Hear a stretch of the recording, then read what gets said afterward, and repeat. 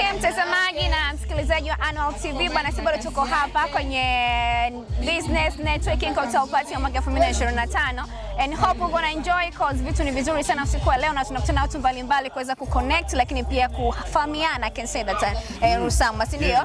Na hapa tuko marafiki wengi sana usiku wa leo and tuko hapa na Mr. hapa Jalal Hussein Kizigo. Okay. Yeah, mimi natokea Tanzania Commercial Bank au kwa ufupi inaitwa TCB Bank. Ni benki ya serikali ambayo ni muunganiko wa mabenki manne kati ya benki ya Posta, benki ya wanawake Tanzania, benki ya Twiga na benki ya TIB.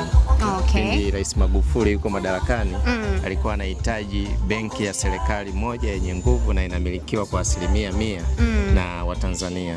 Okay. Kwa hiyo hakuwa anataka utitiri wa mabenki.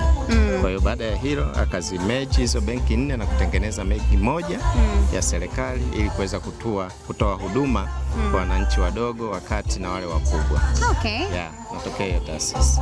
So kama mkurugenzi kutoka katika benki hiyo, pengine leo kuna kitu ambacho unatamani sana kukipata katika huu mkusanyiko wa watu wachache, na hii ni mara yake ya kwanza kabisa kufanyika ndani ya mkoa wa Kigoma.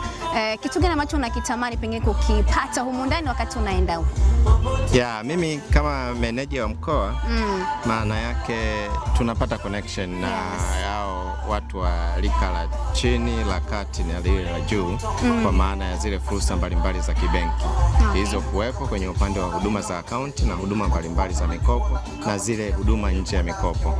Hata zile huduma za forex kwa maana ya kununua labda dola, mtu anakuja na dola anapata shilingi, au anakuja na shilingi anapata dola, au anatumiwa fedha kwa Western Union anakuja kwetu anaweza kupata hiyo huduma. Okay. Kwa Kigoma ndio tunafanya sisi peke yetu. Okay. Yeah. Sawa, karibu sana. Tunashukuru kwa muda wako. Asante sana. Haya.